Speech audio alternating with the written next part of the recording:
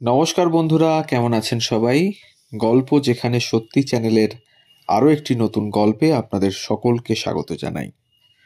আমাদের চ্যানেলে নতুন হলে অবশ্যই আমাদের চ্যানেলটিকে সাবস্ক্রাইব করে পাশে থাকবেন, আর বেল আইকনটি অবশ্যই প্রেস করে দেবেন পরবর্তী গল্প যাতে তাড়াতাড়ি আপনাদের কাছে পৌঁছে যেতে পারে।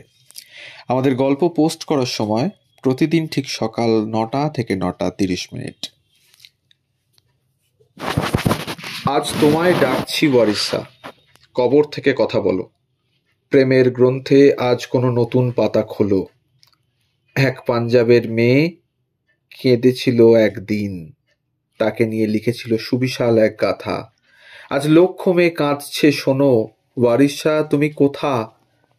ওঠো পীড়িতের বন্ধু, দেখো তোমার পাঞ্জাবের চেহারা। ফসলের মাঠে ছড়িয়ে লাশ, আর চেনাবে রুধির ধারা। কথাগুলো বিংশ শতাব্দীর অন্যতম সেরা ভারতীয় কবি অমৃতা প্রিতমের। নারীবাদিতার স্পষ্ট স্ফুরণ ও ক্ষুরধার লেখনীর মাধ্যমে যিনি হয়েছিলেন পাঞ্জাবি সাহিত্যে নারীদের মুখপাত্র এবং সেই সাথে বিংশ শতাব্দীর পাঞ্জাবের শীর্ষস্থানীয় সাহিত্যিকদের একজন। অমৃতা প্রিতম, তার মূল নাম অমৃতা কৌর, 1919 সালের 31শে আগস্ট ব্রিটিশ শাসিত অবিভক্ত ভারতবর্ষের পাঞ্জাবে গুজরানওয়ালা গ্রামে জন্ম তার। বাবা করতার সিং ও মা রাজবিবির একমাত্র সন্তান ছিলেন অমৃতা। তার বাবা ছিলেন একজন স্কুল শিক্ষক, শিখ ধর্মপ্রচারক ও কবি। সুতরাং একরকম আধ্যাত্মিক, ধর্মীয় ও শিক্ষামূলক পরিবেশ তিনি পরিবারের থেকেই পেয়েছিলেন। লেখালেখির প্রতি ভালোবাসাটা বাবার কাছ থেকেই পাওয়া। বাল্যকাল থেকেই ধমনীতে এক বিদ্রোহী সত্তা ধারণ করেছিলেন অমৃতা। প্রচলিত কায়দা কানুনকে প্রশ্ন করা আর পুরনোকে ভেঙে নতুনকে গড়ার আহ্বান তার মজ্জাগত ছিল। ছোটবেলায় দাদিকে দেখতেন হিন্দু ও মুসলিমদের আপ্যায়নের আলাদা আলাদা বাসন ব্যবহার করতে। সেই বয়স থেকেই এমন ব্যবহারকে মনে প্রাণে ঘৃণা করতেন তিনি। অমৃতার বয়স যখন 11, তখন তার মা মারা যান। শোনা যায় ঈশ্বরের কাছে কাতর হয়ে প্রার্থনা করেছিলেন তিনি মাকে বাঁচাবার জন্য। ঈশ্বর তার কথা রাখেননি, আর তাই মায়ের মৃত্যুর পর ঈশ্বরের কাছে প্রার্থনা করা বন্ধ করে দেন তিনি। মায়ের মৃত্যুর অনতিকাল পরে তিনি বাবার সাথে লাহোরে চলে যান। তার প্রথম কবিতা সংকলন অমৃত লহরে প্রকাশিত হয় 1936 সালে। তার বয়স তখন সবে 16। সে বছরই তার বিয়ে হয় বাল্যকালে পরিবারের ঠিক করা বাগদত্তা প্রীতম সিং এর সাথে। প্রীতম সিং ছিলেন এক হুঁশিয়ারি ব্যবসায়ীর ছেলে এবং পেশায় একজন সম্পাদক। বিয়ের পরে অমৃতা কৌরের নাম হয় অমৃতা প্রীতম। কবিতা অমৃতার রন্ধ্রে ছিল।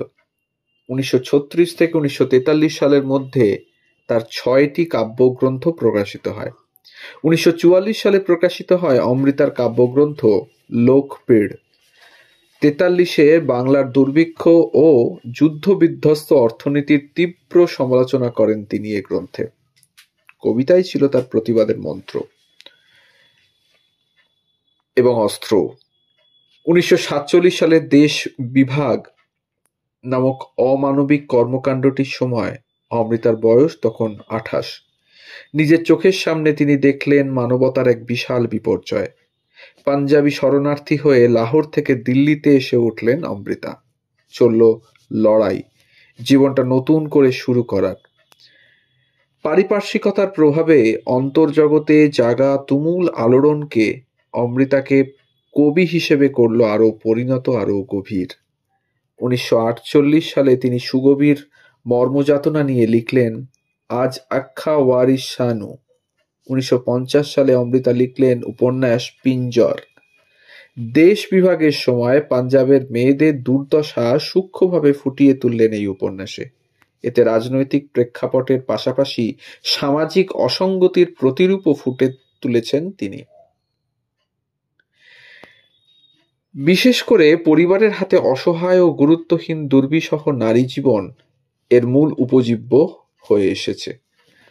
2003 সালে বলিউডে চন্দ্রপ্রকাশ দ্বিবেদী এই উপন্যাস থেকে একই নামে একটি সিনেমা নির্মাণ করেন। উর্মিলা মাতন্ডকর, মনোজ বাজপেয়ী ও সঞ্জয় সুরি মূল চরিত্রে থাকা এই সিনেমা সমালোচকদের প্রশংসা সহ জাতীয় পুরস্কারও অর্জন করে নেয়। প্রেম বিষয়ে তার সাথে যার নামটি বেশি আসে তিনি হলেন শাহির লুধিয়ানভি। শাহির ছিলেন একজন কবি ও গীতিকার। 1944 সালে তাদের প্রথম দেখা হয় লাহোরের অনতিদূরে প্রীতনগর গ্রামে এক মুসায়রায়। সেখানে গিয়ে অমৃতা শাহিরের দেখা পান। অমৃতা আত্মজীবনীমূলক গ্রন্থ রশিদি টিকেট এ কোনো রাগঢাক ছাড়াই শাহিরের সাথে তার সম্পর্কের কথা উল্লেখ করে গেছেন। দেশভাগের পর শাহির চলে আসেন মুম্বাইয়ে আর অমৃতা দিল্লিতে। শাহিরের দিক থেকে আহ্বান না থাকলেও অমৃতা তার পারছিলেন না তার অসুখী বিবাহিত জীবন চালিয়ে যেতে। এদিকে শাহিরের জীবনে আগমন ঘটে গায়িকা সুধা মালহোত্রার। তাদের সম্পর্কের সেখানেই ইতি হয়। সব পিছুটান ফেলে অমৃতা আবারও এক নতুন জীবন শুরু করেন। এবার তার সাক্ষাৎ হয় প্রখ্যাত চিত্রশিল্পী ও লেখক ইমরোজের সাথে। অমৃতা ব্যথিত প্রাণ শান্তি খুঁজে পায় ইমরোজে। জীবনের পরবর্তী 40টি বছর তিনি ইমরোজের সাথেই বাস করেন। সাহিত্যের স্বীকৃতিও কম পাননি অমৃতা। পাঞ্জাবের তৎকালীন মুখ্যমন্ত্রীর কাছ থেকে পেয়েছেন পাঞ্জাব রত্ন অ্যাওয়ার্ড। 1956 সালে পেয়েছেন সাহিত্য একাডেমি পুরস্কার, যিনিই প্রথম নারী হিসেবে এই সাহিত্য একাডেমি পুরস্কার পান। পেয়েছেন ভারতের সর্বোচ্চ সাহিত্য পুরস্কার ভারতীয় জ্ঞানপীঠ অ্যাওয়ার্ড। পেয়েছেন পদ্মশ্রী, পদ্মবিভূষণ উপাধি। দিল্লি বিশ্ববিদ্যালয়, জব্বলপুর বিশ্ববিদ্যালয় ও বিশ্বভারতী থেকে ডিলিট ডিগ্রিও পেয়েছেন তিনি। এছাড়া দেশের বাইরে ফ্রান্সে, বুলগেরিয়ায়, পাকিস্তান থেকে অজস্র সম্মাননা ও পুরস্কার পেয়েছেন তিনি। দীর্ঘদিন অসুস্থতায় ভোগার পর 2005 সালের 31 অক্টোবর ঘুমের মধ্যে ইহলোক ত্যাগ করেন অমৃতা। তখন তার বয়স হয়েছিল 86 বছর। মৃত্যুর আগে অবধি ইমরোজ তার সাথে ছিলেন। অমৃতার জীবন ছিল এক মূর্তিমান বিদ্রোহের চালচিত্র। নিজের জীবন প্রণালী আর কলমের সঞ্চালনায় তিনি দেখিয়েছেন পুরনোকে আঁকড়ে ধরে না থেকে এভাবেও বাঁচা যায়। দেখিয়েছেন যা বুকের ওপর পাথর হয়ে চেপে থাকে তাকে উৎখাত করাই বাঞ্ছনীয়।